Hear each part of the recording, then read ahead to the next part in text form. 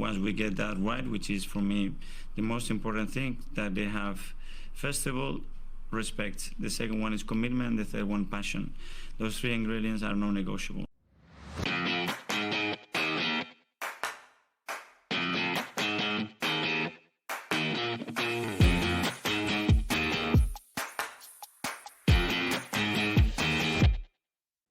Hello and welcome into the Non-Negotiables podcast. I'm Gavin. I'm here tonight with Justin. How you doing, Juz? Hey, Gav. Good. How are you? Good, mate. Good. Pascal is going to be joining us very shortly. He's just finishing something up and he'll be jumping on. So, Juz, let's recap Bournemouth at the weekend. Fun day. All the injuries that we heard about in the build up with Saka, Saliba, Rice, Trossard, Vieira. Turns out they're all really good at recovering quickly. Yeah, some real Schadenfreude by Arteta, I think. No, I don't. That's not the word you're looking for, but I get what you mean. Yeah. But I do find it entertaining that he is okay to. Sorry. He's okay to make these small what am I looking for, Gav? I know what you're saying, and you're absolutely right. There were knocks, right? Like he hasn't made this up from nowhere, but there were little knocks. But what he's done is he's blown them up into some sort of injury crisis that never really existed in the first place. And then we get to Saturday, and all the pictures come out Saturday morning, and Trossard's there, and Vieira's there, and Saka's there. And then the team sheet comes out, and of course, all the big boys are starting. It's kind of his way.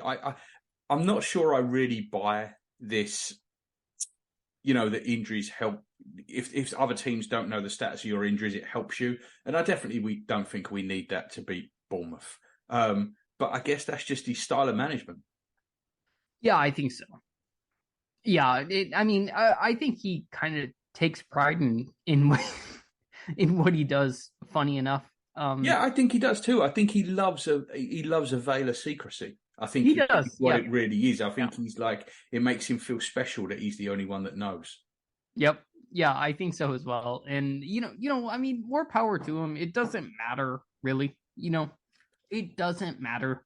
The fans might stress more, or it doesn't matter to him, but it does kind of affect me when I've got 97 WhatsApp messages on Friday night asking me if someone should take Saka out of their FPL team, because I had that from I had Burn the Whammer on me telling me that he was about to catch a flight to Mexico and he needed to make his transfer for the week before he left.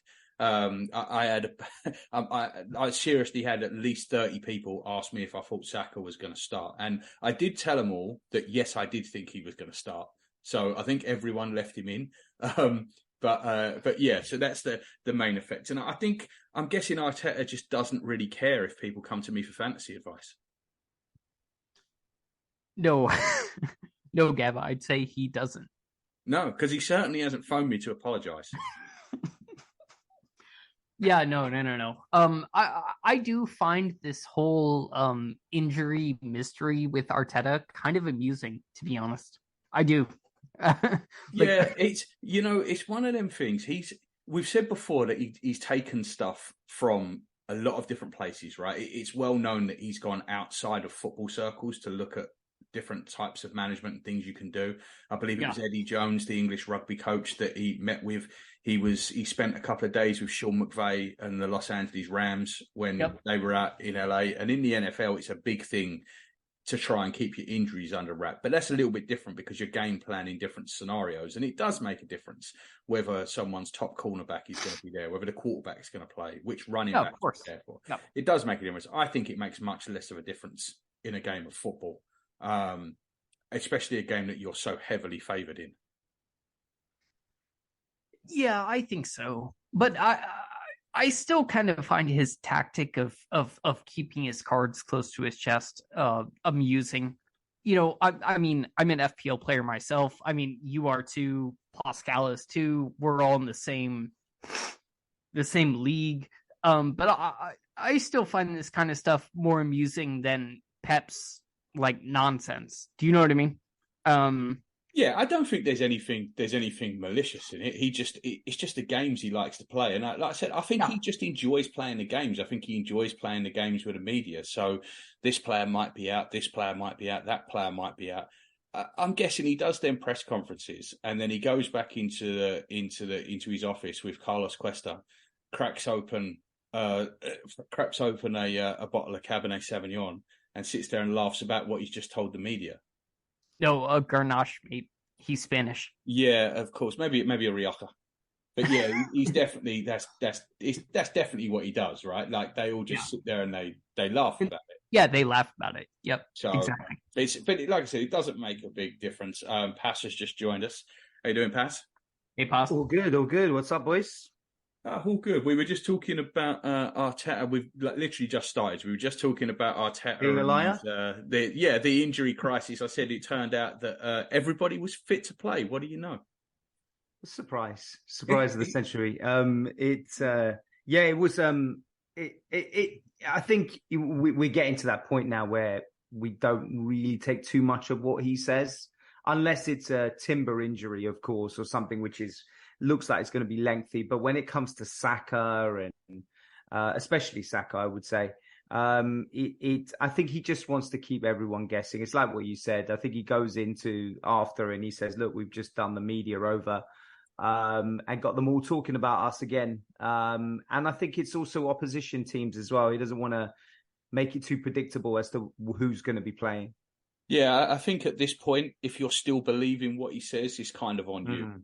Right. Yeah, like if that's true. If you look at them press conferences and say, "Oh, Mikel said this, so that's the truth," then it's kind of on you at this point. It's like if your girlfriend keeps cheating on you and then she comes home smelling of another man's aftershave and says she didn't do anything wrong. If you want to believe her, that's fine, but that's the consequences are yours to bear. Yeah, that's just like my relationship with Mikel. Exactly. Oh, I'm glad you said Mikel there. I was getting a bit worried because. I was like, what? Yeah. What's Mrs. Justin been doing? Jesus. No, I think we can see that with Raya as well. I fell into the trap. I know you two didn't about maybe he will rotate, but I think I've now come to the realization that he is a full-blown liar with these things. So yeah, you just can't fall into that trap with him. You really can't. No, and once again, that's a perfect segue. You guys are getting good at this. So talking of Raya, this was an easy stroll of a game right down on the South Coast. It really was. They say there's no easy games in football. I do disagree with that, and games like this are why. They had one shot on target, which Raya actually held really, really well. It was an impressive save. Yeah. But Raya, for the most part, played as part of a back four. Zinchenko moved into midfield, Raya moved up to centre-back, and Gabriel moved out to left-back. And that is something we don't see Ramsdale do, and it's something just that Raya looked very, very confident in doing. He seemed to have no problem stepping in as a second centre-back when we had the ball. Well, Gav, excuse me. I don't want this to be a controversial thing, because I think both me and Paz, right? We both said that Raya was probably gonna fill in. I love Ramsdale, but yes, I do think Raya is fitting in a little bit better, a little bit naturally. I think these type of games in particular, though, just like I've said to you before, I think Ramsdale is the better goalkeeper, and I do think Ramsdale is the better goalkeeper, and I don't want to play the result here. You know what I mean? Like after every win, it can't be, well, he's the better goalkeeper, and after every defeat, it can't be, well, clearly he's wrong, he's got to come out. I just think when you've got what we've seen so far from Raya is in the games where we've been absolutely dominant, and he's been able to do what we've looked at on Sunday. I think it's worked really, really well. The one game where we weren't, he kind of lost the plot and started hitting it long and giving the ball away. And I just wonder if this is going to be a theme that we see. But on Sunday, for sure, him basically working as an extra outfield player against a side that offered no threat whatsoever, it definitely helped us in build-up. Yeah, this is kind of a weird one, right? Because I think I even messaged you guys on WhatsApp yesterday, day before yesterday, can't remember exactly when, but I said, I expected Raya's distribution to be, a decent amount better than Ramsdale's, and it really hasn't been. But the long hasn't, has it? When he's gone long, I think that's when you've really seen it. He has given away as many long balls as Ramsdale ever has. Yeah, exactly. And he's had some really nice, like, one-touch chips. I don't really know how else to call it. Like floated balls to wingers, particularly and stuff to like Ben that. White, I think. Yeah, particularly to Ben White. Yep, exactly is what I was thinking. But I've not noticed an incremental enough difference between them to justify dropping Ramsdale. And you know me. I mean, I said Raya would earn his spot, but so far, I'm not. Saturday was the first time that I've kind of gone, yeah, that's why he did it. And it was just that I don't think Ramsdale would be comfortable walking up to stand in alongside Saliba at centre-back, leave the goal completely unguarded while Gabriel goes out to left-back, and just join in the build-up play, flowing across. Do you know what I mean? Like, that is fair. Yeah. I feel like I didn't even answer your question there. You're right. I can't see Ramsdale doing that. Yeah, you're absolutely right. That is a big difference. All that through pass he did for Zinchenko. Well, I've not seen Ramsdale do something like that. That through pass where he split open the midfield for Zinchenko. I don't know. Ramsdale's done that a few times. I mean, has he? I think he does that. It's a pass that he does play. I mean, he also gets it wrong because he got it wrong against Southampton. That's the exact pass, by the way, that Ramsdale gave away against Southampton.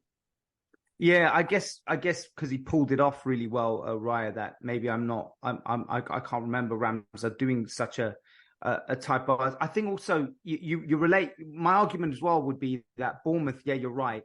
There was very little pressure, but nor was there in the home game when Ramsdale cocked up with that. Was it that game or Nottingham Forest? I forgot which. There was a few where he's made these. Southampton was the one in the first minute when he tried to. Remember, Partey had dropped into centre back and he tried to split the defenders and just got. We also had a howler against Bournemouth, didn't we? Did he have a mistake in Bournemouth as well? The home game. Or was that? I can't. Southampton he did because that Alcaraz scored, didn't he? Yeah. So I mean, there's games like that where we didn't have any pressure, but there was a full blown mistake made. I'm not trying to nitpick because I know I'm in the Ramsdale camp. I love Ramsdale, but I think where Raya probably goes over him is in kind of. I think there's more of a calmness when the ball comes to him, especially when it's in a position when he gets the ball at his feet. I feel there is, even with aerial stuff, there seems to be a lot more calmer than Ramsdale and therefore less error prone. Yeah, the aerial stuff I've noticed. The calmness on the ball. The only reason that I thought that when I first saw him play, but against Spurs, that completely went out the window. I thought he lost the plot completely against Spurs. The calmness was just gone. I mean, he looked like an erratic mess for the second half of that game when he was launching the ball up in the air. So I think I want to see him do this in a game where we aren't literally strolling before I'm ready to actually commit to saying that. But for this game, my only point was for this game, I don't think Ramsdale could do what he did as comfortably because it looked like it was natural to him, Paz. Yeah. I think that's really what I'm trying to get to, is that it does seem more natural on the ball. Maybe in the Spurs game, you're correct. Spurs did press well, and I guess that has an impact on our defenders being available and who's available, and so therefore he was launching long, and maybe it wasn't as accurate. You could perhaps make that argument, but we're going to see next Sunday how prepared he is and how much of a difference will it be when he plays a really good team who know how to press. So I guess that's going to be the real proof as to whether Arteta has made the right decision in bringing him in. Because I agree with what you're saying.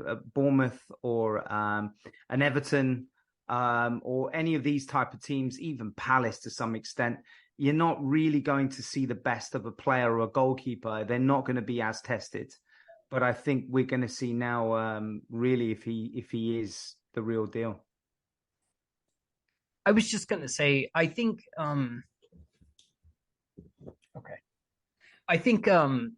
we need to accept that Tottenham is actually a pretty good team this season as well. And like, we shouldn't, I mean, I don't disagree with anything you said, Paz, but I'm just saying, like, it shouldn't be like, well, Tottenham did this. I mean, I think Tottenham is pretty quality this year. And I mean, I hate to say it. I will not accept that. I will not accept that. But my kind of, that does go to kind of my point. Do you know what I mean? I'm more worried about the better teams. Like like I said, the calmness seemed to evaporate to me in that game. And it's okay being calm away against Bournemouth when everyone's having a nice day in the sunshine and strolling around. But against teams who are about as good as Bournemouth, but maybe have a little bit more of the ball, like Spurs, would you say about as good as Bournemouth? Relegation, I would say. But when you get in a little bit more high intensity environment, that's when the calmness comes through, Just. Yeah, I think so. But I think there's something special that Ange is doing with this Tottenham team that I think can only be, I mean, I hate to say it, it kind of reminds me of when Arteta took over Arsenal. So Jazzy's spell on the podcast was a good one. Thanks for your time, Jazz. Well, I'll caveat that though, Justin. I'd caveat that. Why I wouldn't get too excited. You're right though. There's definitely a stark difference in the way they play. They're better than they were last year. Like, I think bringing in a Maddison was a great move because he has made a difference. My thing with them is I feel they're going to run out of steam. It's not just hope, but I do feel, firstly, a few injuries that squad is really, not built for anything. At the minute, and I think he's a new manager going for him. Right, sorry? Like the decisions are all going for them. At the minute. They're in that little run. You know, they could have been 4-0 down against Man United at half time, and they weren't, and they got away with it, and they come back and won. Sheffield United, they were losing 10 minutes into injury time. You know, they got back and they won. Liverpool, we'll go into this. We'll have a little talk about this at the end, but obviously there were some outrageous decisions that went their way in that game. So I think at the minute things are just going for them. They're basically having an elongated new manager bounce is what's going on. Now, they're not as bad as I thought they were going to be. I had them down at finishing 8th. They're not going to do that. They're definitely in the fight for 4th, 100%. But they ain't no better than that. They're just getting a little bit going for them. But my point about this, to bring it back to where we started, was just that when we get against the better teams in the league, the top 6 teams in the league, that is where I want to see Raya's calmness coming through before I'm ready to anoint him, because that is where I feel it wasn't there. The calmness that was there against Everton, the calmness that was there against PSV, the calmness that was there at the weekend just seemed to evaporate. Now, it's obviously a big game. It's his first North London derby. You can make you can definitely put some mitigating circumstances to that. But Passy's right, on Sunday we'll see what this calmness is all about and whether it comes through. Yeah, I think that's really fair. Yeah. I mean, if the calmness, erodes during a North London derby, I mean, let's see what it's like during Manchester City on Sunday, right? I mean, that's all. I mean, it'll be a different game though. It'll be a different atmosphere. It won't be way different. Yeah. There won't be as many fouls in it. It won't be as broken up. So it will definitely be a different game. Hopefully there'll be more quality in it, because that the derby was very low on quality. We absolutely got dragged down in that game. So hopefully there'll be more quality on Sunday. But we'll preview Sunday towards the end of the week, so I don't want to go into that too much here. But we'll definitely see then. All right, so let's run through the goals real quick. Paz on the first one. So Ødegaard gets a hockey assist on this one, as they say. It was his cross that was deep to Jesus. Jesus did really well, actually, to turn that anywhere near goal, because I didn't see how he possibly could. And he headed it off the bar, and there's Saka at the back post to nod in. And this is kind of Saka's superpower, right? He's scoring the first goal, scoring the equalising goal. This is what he does. Even when you think, well, he's not playing that well.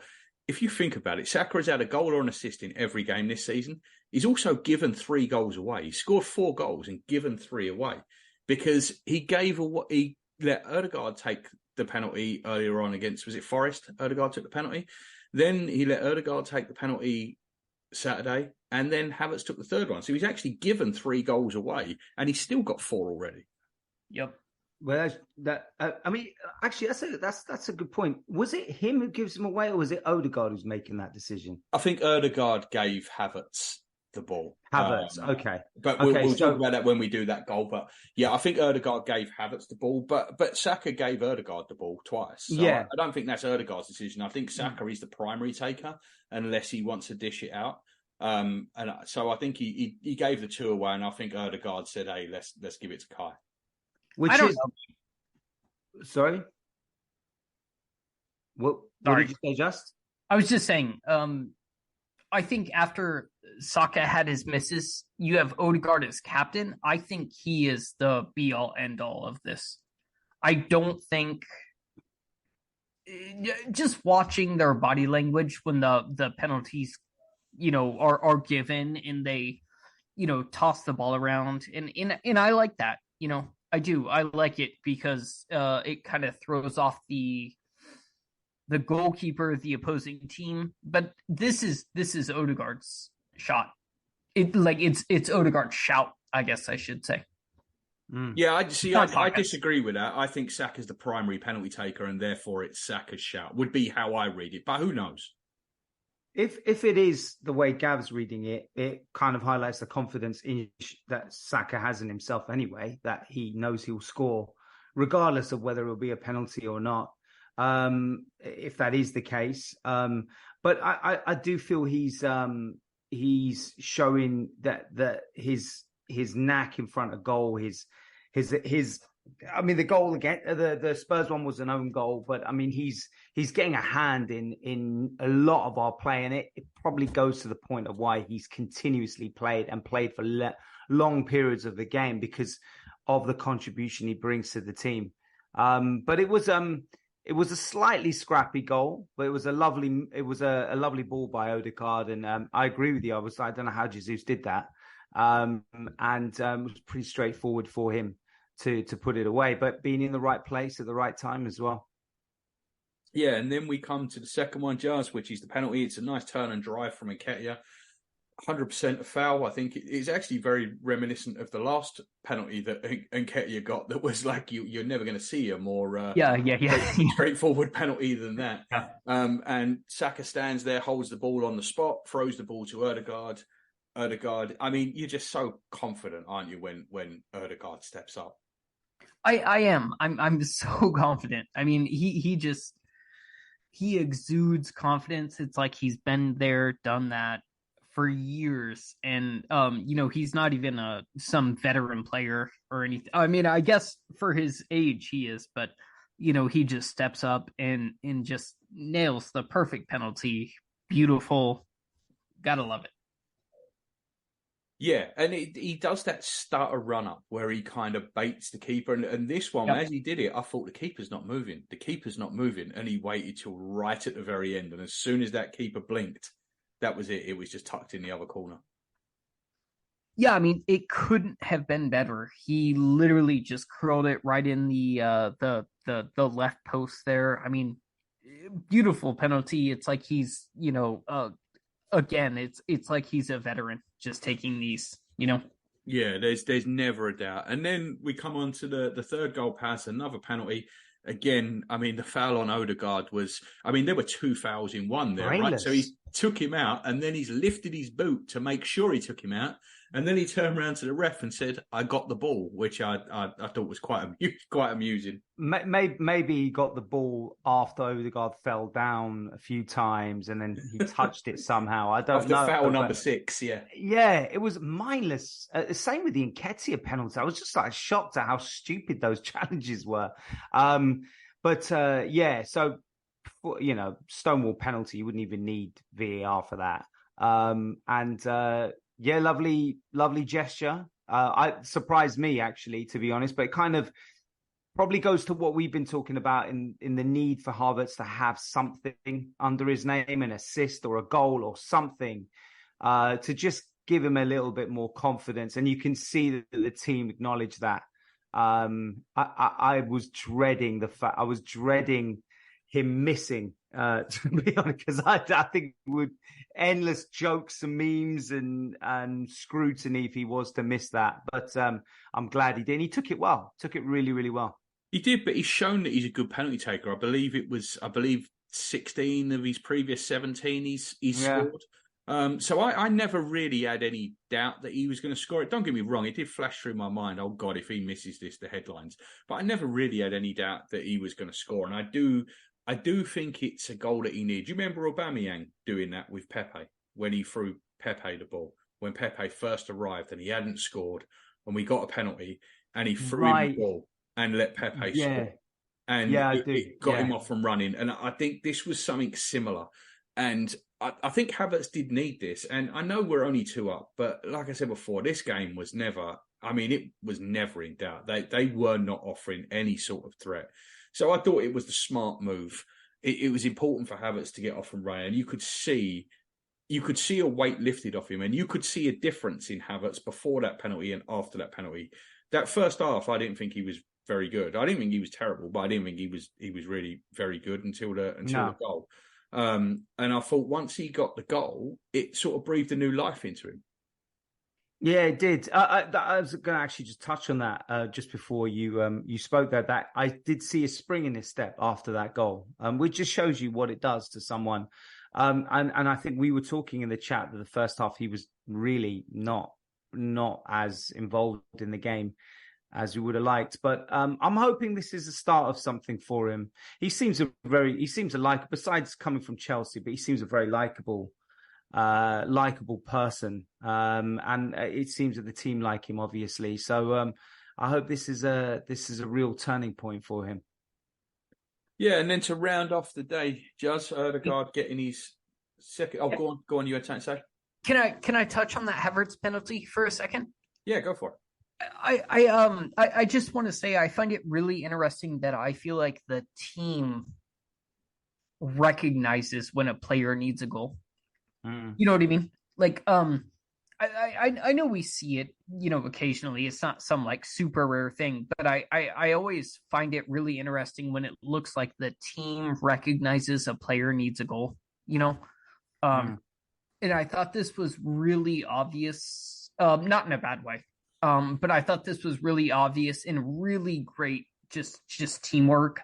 I don't know who orchestrated it. I mean, probably, Odegaard's the captain, maybe Saka, I don't know. But I just thought this was, brilliant team building here. And I do find it interesting that, they do see a lot of the social media, probably. They see a lot of Havertz bashing and stuff like that, the entire team, and they recognize that, he needed this. And I find that really interesting, just me personally. Yeah, for sure. I agree with you. I think it was a brilliant, and I don't think it was a gesture either. I think they were confident that he was going to score. I don't think they gave it to him because he was the fat kid in the playground. They gave it to him because they thought that he could score and they knew he needed a goal. And I think that shows that I think their belief in him is more important than what's on the back pages of the Sun. And I think by them doing that, they've shown him belief, and I think that can only help. Right, so on to the fourth one, Juz. Odegaard completes his day with another assist, free kick whipped into the box, Ben White header. That's a popular goal, right? Anytime Ben White scores, it's a popular goal. Oh, mate, I love me some Ben White. But yeah, great goal. I'm super happy he got it. Finished off the day, secured the win. I mean, what else is there to say? I mean, Ben White is pretty much the GOAT. Yeah, and Odegaard had a little bit of criticism after the Spurs game, and I don't think he played well. I don't think anyone played well, but he definitely wasn't up to his normal standards. But I thought he was absolutely imperious on Saturday. He was the pre-assist, hockey assist, whatever you want to call it, for the first one, scored the penalty for the second one, got fouled for the penalty for the third one, took the free kick for the fourth one. He was just involved in everything. Paz, and then at the end, as well as, instructing the penalty to be given to Havertz, he's the one that pushed Havertz over in front of our fans when the absolutely fantastic new Kai Havertz song was going on. And you could see how much that meant to him. That's leadership. Yeah, super touching. It is leadership. And you could see it meant a lot to him as a player, because I think when your confidence is down, the one thing that will keep you going is seeing the support around you as a team. And I think that's really important for a player, and the support of the fans as well. And funnily enough, I think Bournemouth seems to be the ground where we hear new songs about players, because it was last year when we beat them 3-0 and the Saliba song came to the forefront. So it was nice to hear a new one for a new player.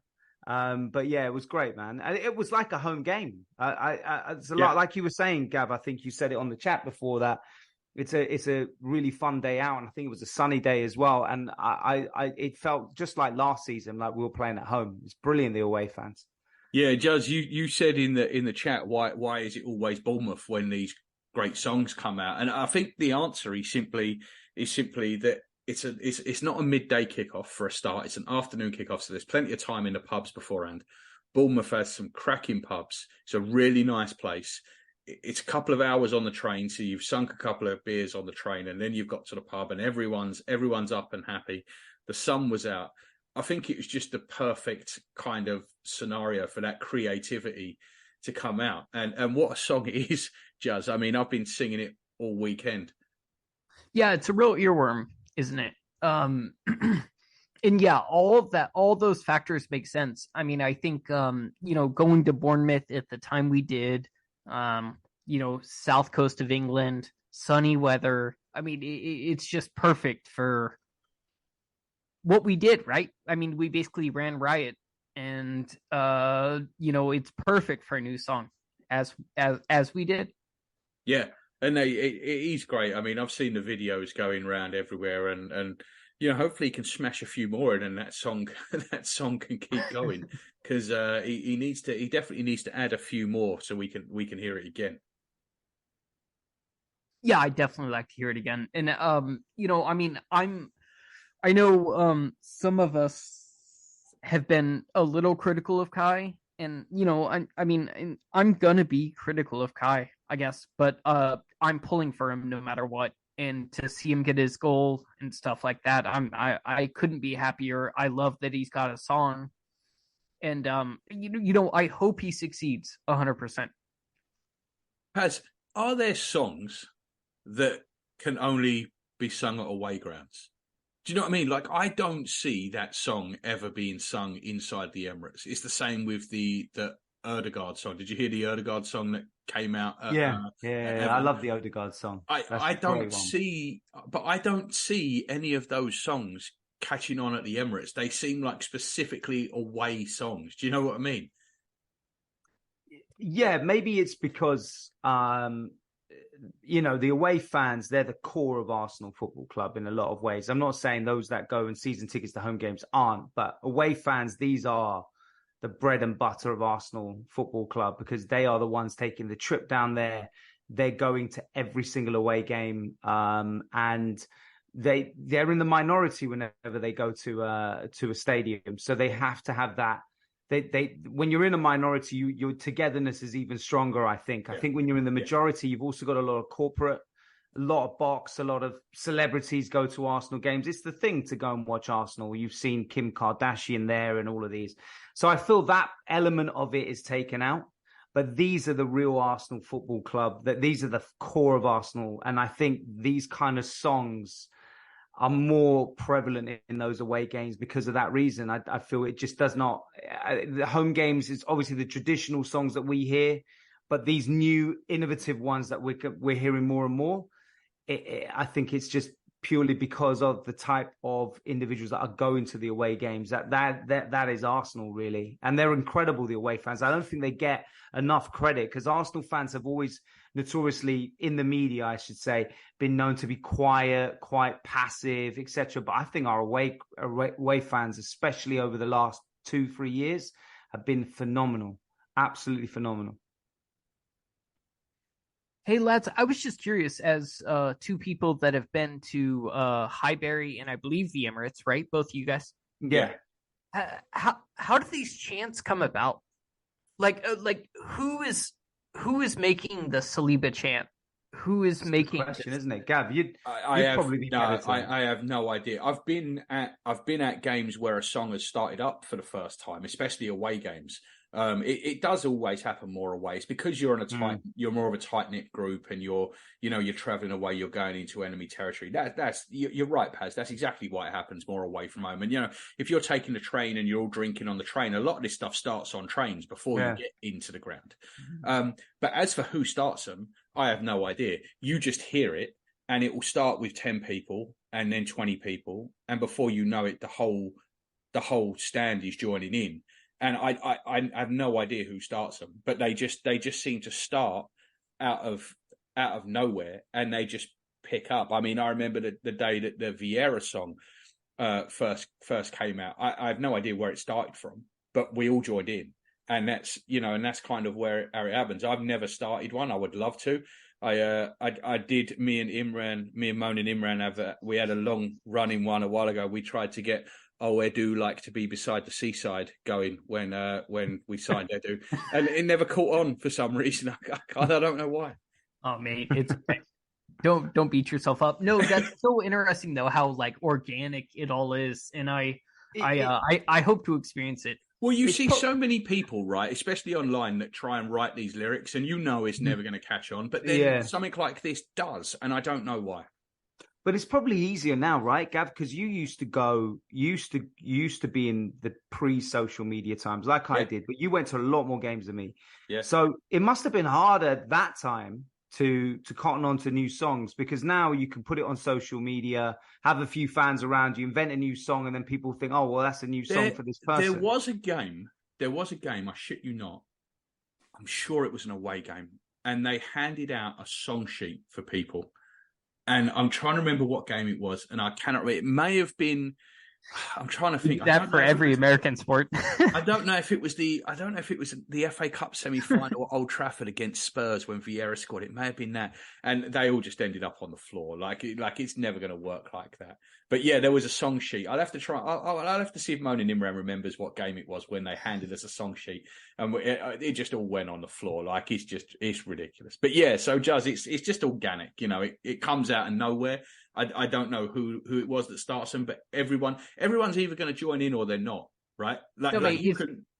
It's beautiful. I think it's awesome. You can make one. You don't have anything like that. Sorry, go ahead. It's very specific to football, isn't it? Yeah, you don't have anything like that in American sports. Anything like that. It's defense. And synchronized. I love it. Not the synchronized too. Yeah, it's definitely not the same feel. All right, lads. Well, that will do for that. We're back in part 2. We'll look forward to Lens, and we'll talk a little bit about the VAR stuff at the weekend as well, because you all know I love VAR. So we will see you the other side of the break.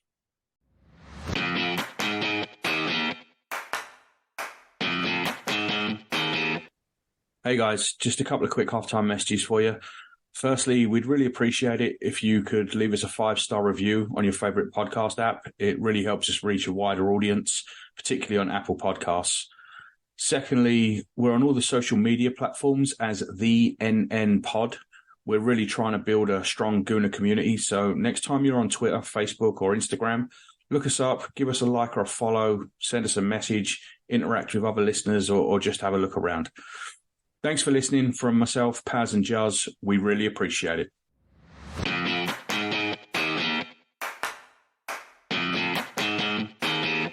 Hello, welcome back into the Non-Negotiables podcast. This is part 2. So we kick this half off with a preview of the Lens game Tuesday, tomorrow now, I guess. So Lens had an awful start to the season. We covered this before in the preview. They had been a bit unlucky with a fixture list. They'd kind of played all the big boys early. They have won the last 2. They won 1-0 away at the weekend, and Wahi scored the goal. I didn't actually realise this till I looked up. I knew that he'd been linked with a lot of clubs in the summer. I didn't realise that they'd paid 35 million euros for him, which is the second biggest transfer inside France ever. But it was his first goal to get the 1-0 win. This ain't going to be an easy game. Man, Gav, I really don't know. Based on their table position last year, I was like, this could be tricky, but they've had, the rough start, like you mentioned. I think with a well-balanced squad, we should be able to handle this one. I do. I'm not saying it's not tricky. Like, you're probably right. Like, every league, has a little bit of a different play balance, and I agree with that. But I think we should be able to handle this one pretty comfortably. They're going to be right up for this, and their fans are going to be right up for this. It's their first time in the Champions League for 20 years.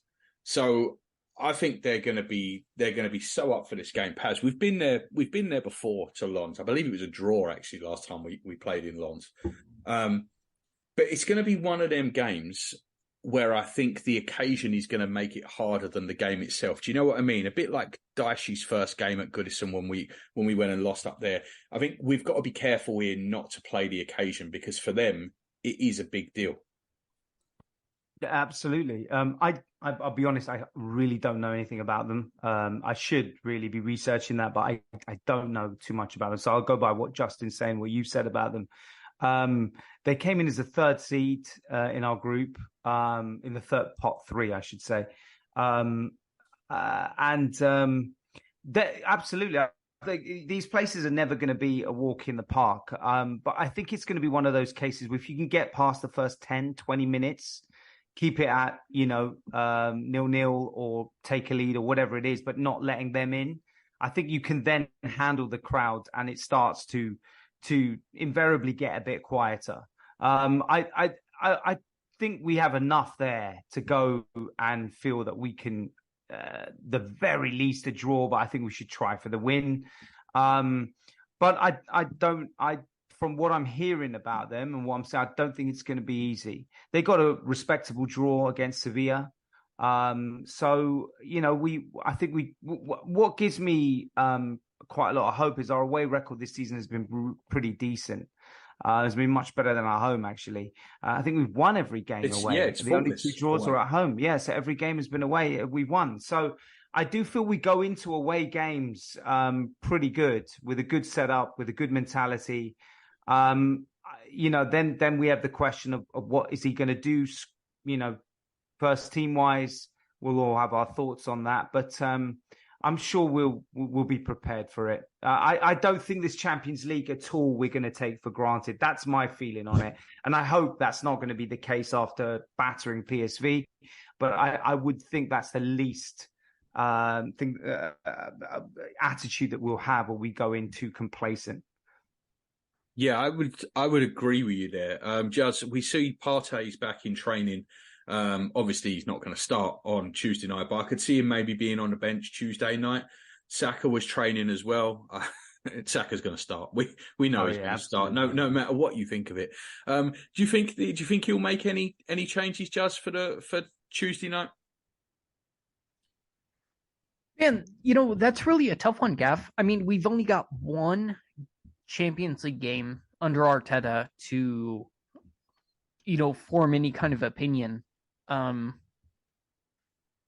think he will make some changes. I hope he makes some changes, right? Am I alone in feeling like that?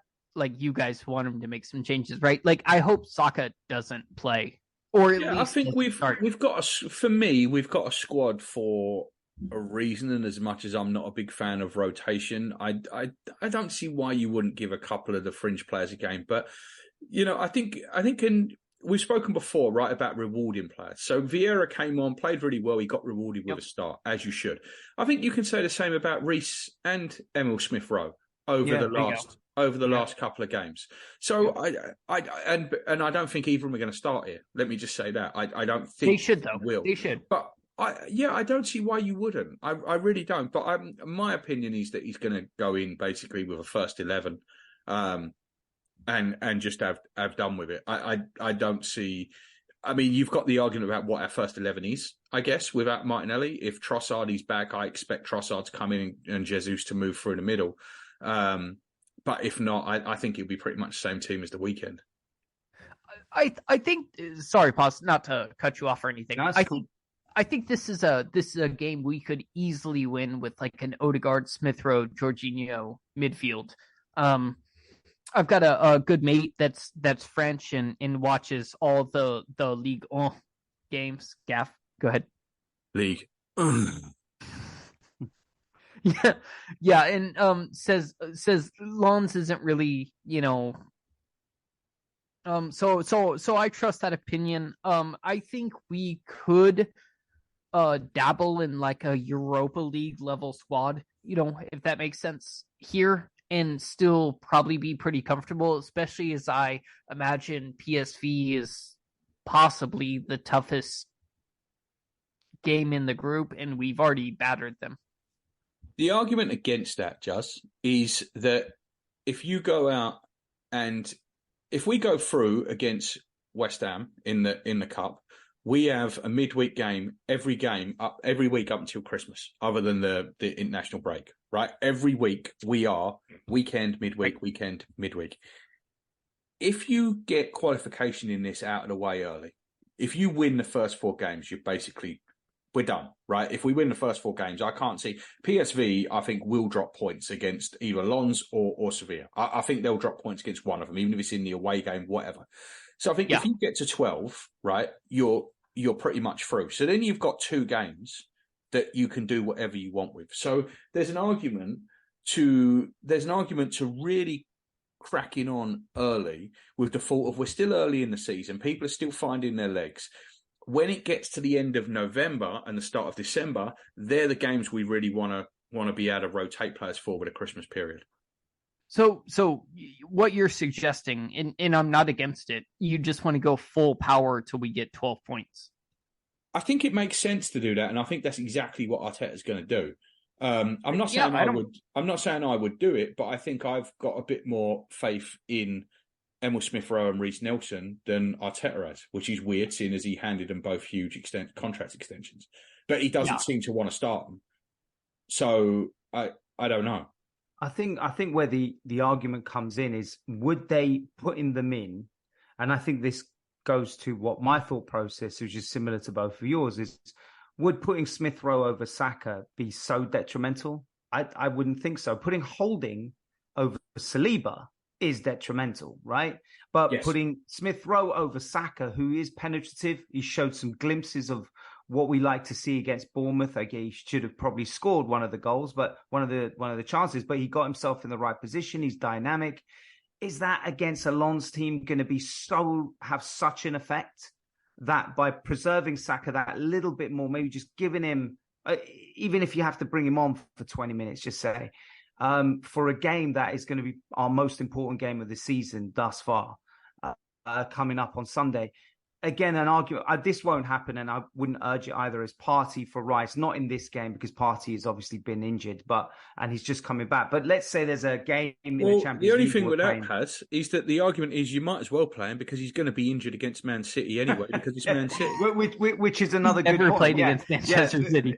That is true. That is true. But if you take it in between the two of them and they're both fit and Partey is miraculously fit for the game, would putting Partey in over Rice just to rest Rice one game be totally that would be an awful move that could cause a massive problem, like putting Lokonga in over Partey or Lokonga in over Rice. I don't think so. I think this is where we wanted to be as a squad, where we can put one player in for the other, and the gulf is not that big.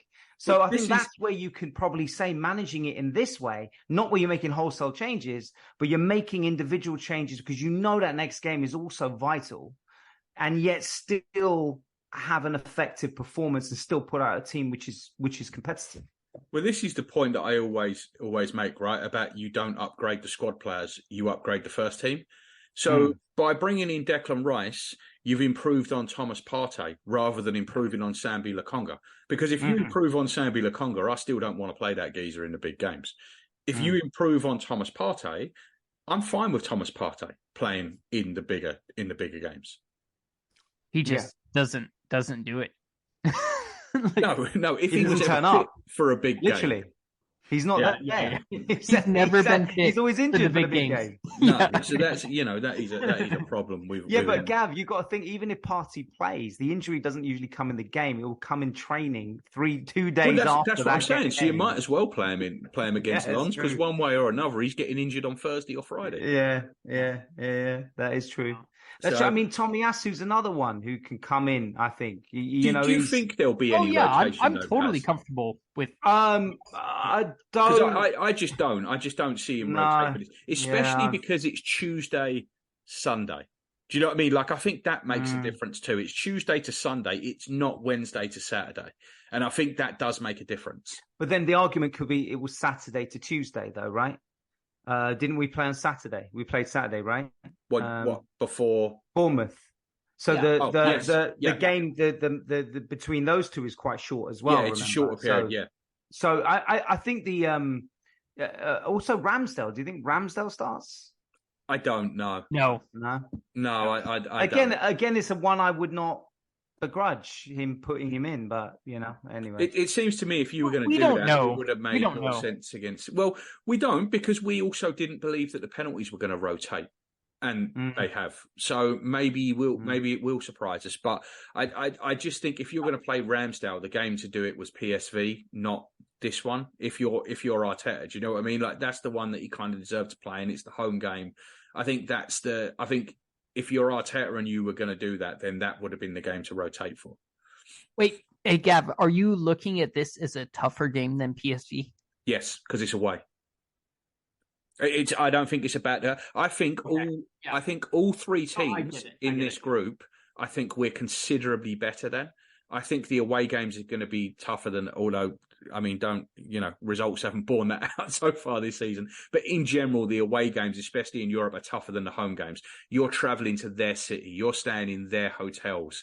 It's when teams come to us, they're travelling to London. They're having to stay in our hotels. They're dealing with the traffic in London that they're not used to dealing with.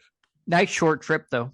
Right there in North Front. That was actually what I was about to touch on. We got, on the surface, we've got exceptionally lucky with this group because in all aspects, quality of the opponents, but also trips, no long trips, but also no trips in, the snow in Ukraine or somewhere like that, Yeah, great point.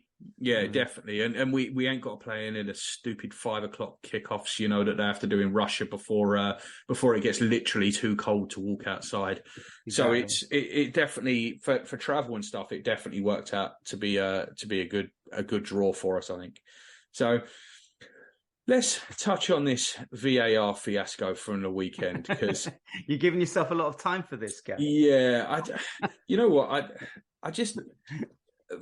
Me and Pass have discussed this today a little bit. So my point is this: I was without me. Cards on the table without me. It was an argument that was going on somewhere else. You didn't want to be a part of this. It went on for hours. You did not need to be a part of it. But there was. So I was cards on the table time. I was against VAR from the beginning. I don't see the need for it. I think it's unnecessary. I think it destroys the in-stadium experience of going to a game. We've spent 30 years bringing in laws to speed the game up, and all of a sudden we brought in something that slows the game down more than anything in history. So I didn't see the need for VAR. I don't like VAR. I don't think it's correcting the mistakes, and I don't think it ever was going to correct the mistakes. I think we were sold a pup basically. I don't think VAR can ever work. Right, I'll say it now. I don't think it can ever work. You've got a game where 60 to 70% of the laws are subjective. You've got a game that takes place at breakneck speed, and you're watching replays slowed down to God knows how many frames per second, but you're slowing the game right down so the game looks different. I don't think this can work. And Paz, one of the arguments that went today was you like the idea of the semi-automated offsides, which I've got no issue with in general. But what I was saying to you earlier on is that in this case, that wouldn't have helped. Because, good point. And the reason isn't because of the tech or anything like that. The reason is that when they do these checks, they don't check if you're offside or not. They check on the circumstance. So in this case, they thought a goal had been given. So because they thought a goal had been given, all they were looking for was a reason to disallow the goal. When they saw no reason to disallow the goal, they said check complete. Then the game restarts. Now, maybe there's ways that the language can toughen up. Rather than that, instead of saying, is the goal okay or is it not, maybe you can say, is there an offside? And then that cancels out that ambiguity. But at the end of the day, this tech all needs a person to run it. Whatever happens, at the end of the day, it's still going to be a person in charge making the decisions. A robot this isn't Skynet. A robot isn't going to make this decision for anybody. So you're always going to get that. And my biggest argument against it is this was supposed to end controversy. It's caused more. And not only has it caused more, but now it's caused conspiracy theories. Because before, let's take the Arsenal-Brentford game, right? And the Ivan Toney goal. Before, we could sit in the pub afterwards and say, that linesman has fucked up. That is bad. He should have spotted that. And then we all go home. Now, the linesman has missed it. They've put it on 15 slow-motion TVs that 3 people have watched, and someone's forgotten to draw the lines. At that point, it becomes harder to say that that is a mistake. Do you know what I mean? It is a mistake. I'm not a conspiracy theorist on this. I don't believe that they're screwing over this team or that team. I just think they're bad at their jobs, and I don't think that VAR can help them. And I think that that's where we are with this. So that's my view on it. Paz, go ahead. My question to you, Gab, because the semi-automatic, you make a really good point on that, and I did not realize that. I did not know about that aspect of it. But so you telling me, let's say hypothetically, the linesman in that Liverpool game had not put his flag up, right? Would then the semi-automatic kick in because theoretically the goal's been given? The linesman didn't put his flag up, and then would they rule offside or onside? Or how does it work? Yeah, so this one wasn't anything to do with the actual decision, right? No one looked at that and said, "We think he's offside." That's not what happened here. Except the linesman doesn't help. The linesman at the time did on the field, right? Yeah. But no one in the replay booth looked at that and said, okay, he's offside, no goal. That's not what happened. What happened was there was a breakdown in communication, and they thought they were looking to rule a goal out, not allow a goal. So what happened is then they went back through. They looked for reasons to rule the goal out because they thought that it was given. They couldn't find anything, so they said check complete. So had the goal been given and then it gone there, it would have been the same outcome because that's what they were checking for.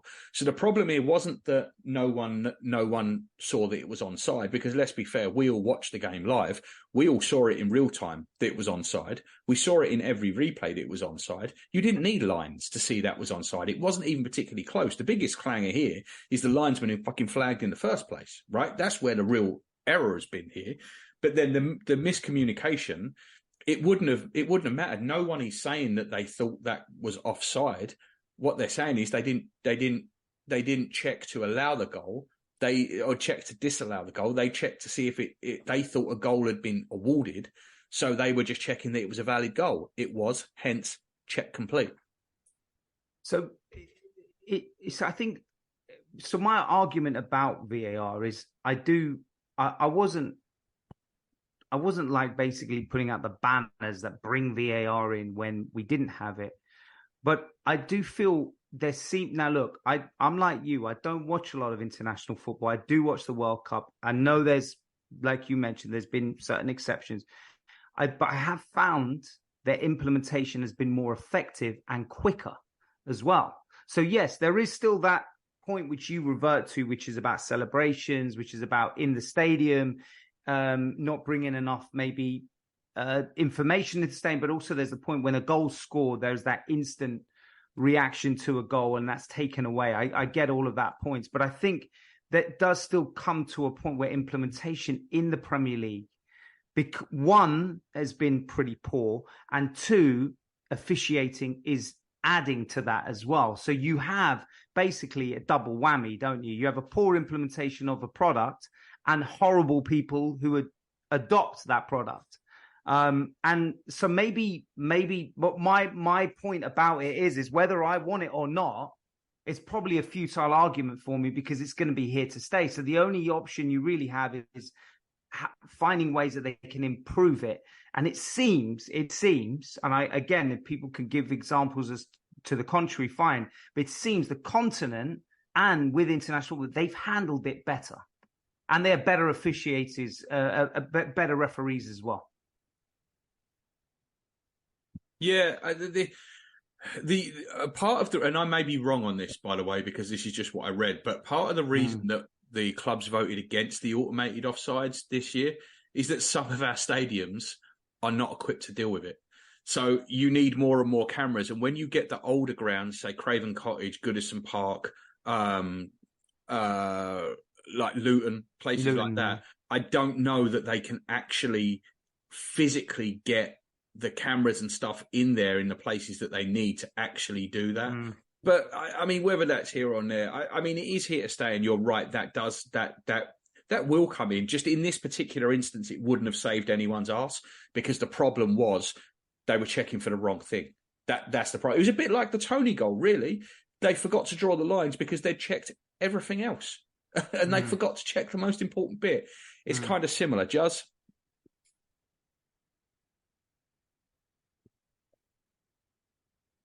Juz, are you on mute? We can't hear you. You're doing a pass.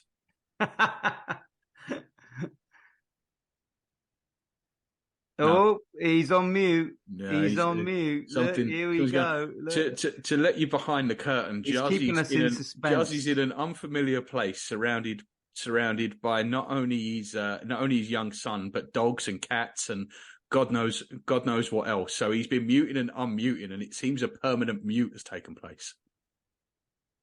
Yeah, I don't know. You're gonna have to restart your mic. So the gremlins are in. Yeah, you're gonna miss out on this one unless you can do your mic. So, Paz, the other thing about this is they're talking about a replay of this game, right? Yeah. Which is utterly ludicrous, right? Yeah, ludicrous. Because it is what it is. It was a bad error. We all know it's a bad error. They've apologised for the error, which does you no good. You know, we got a couple of apologies last year, right? We got an apology for the one at Old Trafford that when they ruled out the Martinelli goal. We got an apology when they didn't rule out the Ivan Toney goal, and they don't do you any good. But you can't go replaying games. Like, you just can't replay a game. The result is the result. It has to stand, and Liverpool can just whinge about it. And let's be fair, it's Liverpool. They don't need any extra motivation to moan about something. So they're going to... real quick.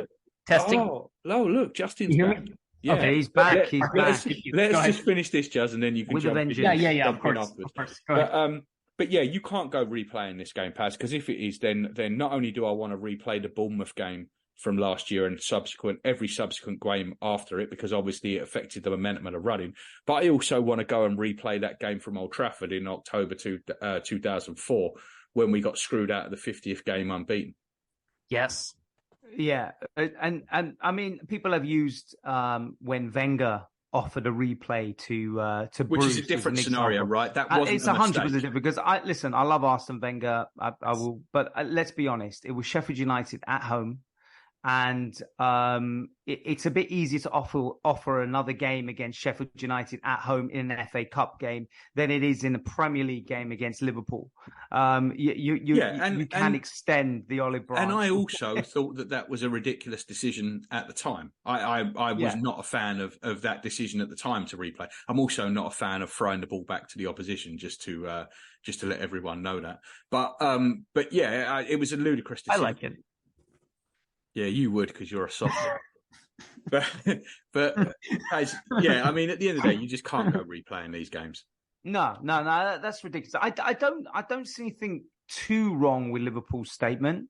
I think there is a time when you've got to say, I'm sick and tired of the apologies. Can you please, firstly, we want to listen to the audio, want to know more about it. I don't know what they're going to be using, if they do, their lawyers for, but I don't see anything wrong. Probably to sue the Sun and Margaret Thatcher, I would guess. Probably. But I don't see anything wrong with them, questioning this and saying that it's feeble. These apologies don't mean anything. They don't do anything. Nothing changes. So why are we apologizing for stuff that you guys never change? So nothing wrong with that, but you can't. It's not going to be replayed. That's insanity. No, and just seeing as you're back, you can chime in on this. Take it from the beginning.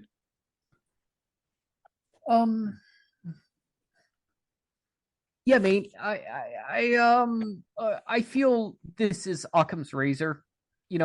Never attribute to malice what could be attributed to incompetence. I think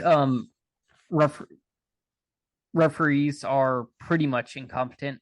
So two of my best mates, I'm in a group chat with. One supports Liverpool, one supports Tottenham. You poor man.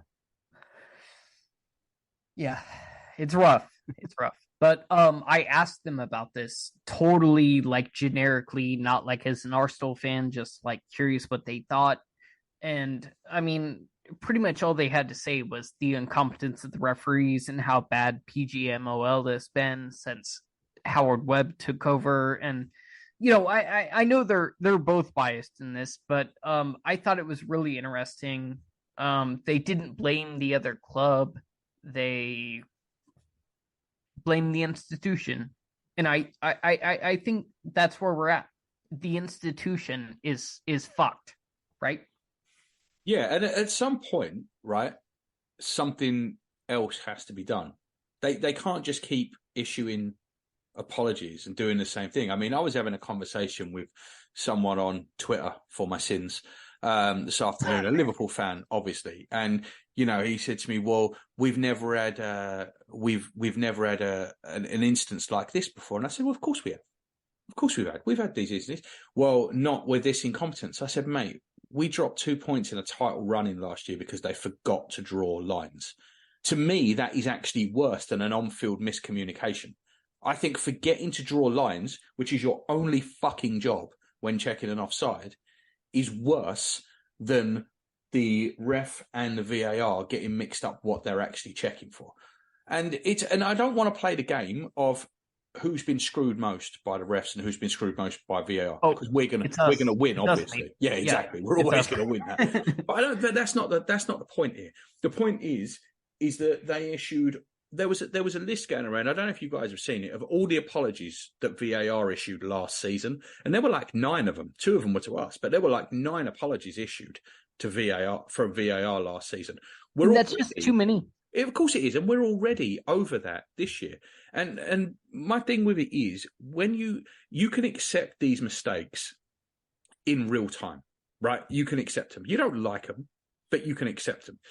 It's harder to accept them when multiple people have looked at them at slower speeds and still they've got it wrong. Yeah. I mean, a prime example was the Jones red card, when the first thing the ref looked at when they reverted him to the monitor was the still shot of the very end. Of the end, yeah, which is again atrocious. I mean, of course you're going to look at that and think that's a red card. Well, I'm interested in this. What did you think of that, Paz? Do you think that was a red? I was with Lee Dixon, actually. Lee Dixon, because I was watching the commentary on, I think it was Peacock, with Lee Dixon, and he said that's not a red for him because he's gone in on the ball and his foot has gone over the ball onto the leg. So for him, that's not intent to hit the leg directly. He's gone for the top of the ball first. Judge, where were you on that? Yeah. I got to agree with Paz. And, okay. I'm just interested because it seems to have been very 50-50. I'm with you. Yeah, too, it is. Because even when you look at the challenge on the ball was halfway up the ball. The challenge on the ball wasn't over the top of the ball. The challenge on the ball, his foot ended up making contact with the shin higher than where he was actually challenging. It was just that the foot rolled over the ball. But this is another point, Paz. This is why I don't think VAR can possibly work. So the ref saw that on the field and decided it was. Did he book him? I think he gave him a yellow. He did give him a yellow card. So he did. He looks at that and he decided it was a yellow card, right? No, he got. Oh yeah. That's right. Yeah, he got a yellow. That's right. Yeah, you're correct. Yeah. Now all three of us have looked at that and said, "That's just unlucky." It's no different from slipping on a wet pitch, right? It's no different from running, slipping, and falling into someone. That is basically what's happened there. I know other people that have looked at that and gone, "He's out of control. That's a red card." The referee has thought that. And the VAR must have had half an inkling of that, or they wouldn't have called him over to the screen. But this is why I don't think that you are ever going to have. I do see that. I see that. I see the Martinelli goal that we scored against Old Trafford, where they gave it as a goal, and then they had to interfere and say that he'd fouled Ericsson. I do see where that part of VAR is getting overly intrusive. I can, however, make an argument, I think, for offsides. Of course, it's a terrible one right now because they botched up one the other day. But if it is done correctly and implemented correctly, I think offside is far less. It's objective, isn't it? I do feel these ones are where VAR maybe oversteps the mark and gets overly involved in stuff that really the on-field decision actually was probably the correct one in the first place. I wonder if the sensible answer here, Giles, and they're not going to do it because it's the sensible answer, but I do wonder if the sensible answer is to only use VAR in circumstances that are finite. So look at VAR to see if the ball went out of play. Look at VAR to see if it's an offside. Something that is, it did or it didn't. He is or he isn't. And not use it for the slow down, slow motion replays of things that happened at 100 miles an hour in a game that the ref has already ruled on. Yeah. Excuse me. Mate, I'm curious why we have goal line technology, right? That's like 100%. Well, it's not quite 100% because Villa stayed up because it fouled a couple of years ago. So it's not quite 100%. Okay. 99%. Yeah. But why can't we do that for everything else? Why can't we do that for offside? Why can't we do that for out of play, throw in? Well, I think this is what Pazzi's getting at, though, and I do understand Pazzi's point on this. The semi-automated offsides that they do in Europe and in internationals, I think that is definitely an improvement, right? Even myself, a self-confirmed VAR hater, that is definitely going to be an improvement. It's going to be quicker. You're going to get less wrong. But that's what I mean. For those decisions, I can see why you would bring in VAR. Are these old guys afraid of the technology that might replace them? That's what I'm curious about, because like it really seems that way. I don't see it that way, but I do think that VAR is making the referees worse because I think they're less likely to make a decision. But Gav, you're kind of an old guy, aren't you? Yeah, a little bit. Certainly getting there. No, but I'm not in danger of being replaced by VAR though. I'm so sorry. I'm so sorry. That was just for the. But that's it. But I think that there's definitely something to be said for refs getting worse because of VAR. Yeah, I think what you're saying, Gav, I think the compromise is kind of where we're both at, where it's here to stay, but it could be refined in a way where it's absolutely categorical. The decision is the correct one, rather than ambiguity, which we get with red card decisions, which we get with handballs, which we even get sometimes with penalty decisions. So I think that's when you have to more rely on the on-field decision, because I think you forget about it more quickly in those circumstances than you do with an offside. An offside, you get it really rallies you, especially like the one the other day. I can imagine as an Arsenal fan, we've seen it where we've been on the wrong end of what was an offside decision and it was given as a goal. I think those ones you can refine VAR to make them quicker, to make them more precise, to make less human involvement. But I agree with you on the other stuff. I do feel there's over involvement that I don't think will make a really big difference anyway in how the game goes and how it's ran. And it puts more reliance on the referees who should be doing their job anyway. Jazz? Yeah, I've got to agree with Paz. I think there was rumor I saw just a week or two back that was like Saudi Arabian League was looking to poach Premier League refs. Yeah, I'll send them. I'll pay for the cabs to the airport. One-way ticket. Yeah, exactly. In my head, I'm just like, just take them all. Maybe leave Michael Oliver. Take all the rest. And I think that's what it's gonna take to fix this, guys.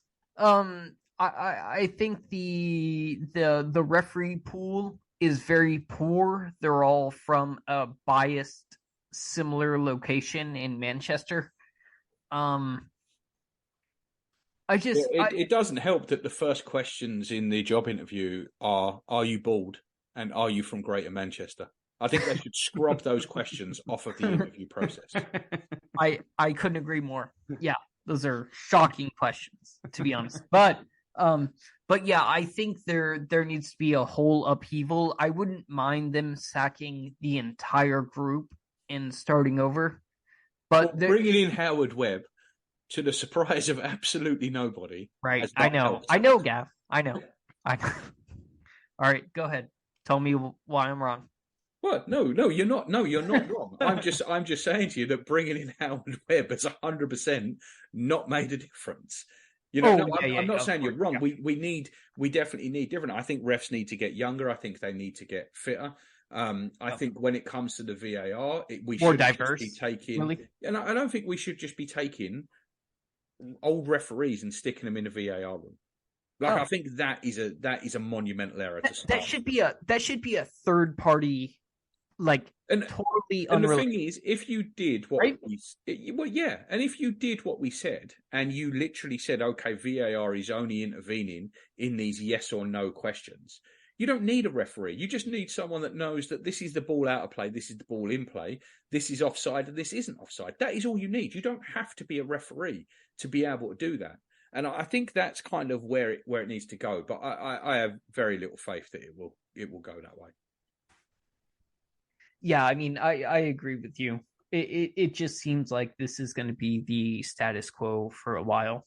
Paz, what do you think, Nate?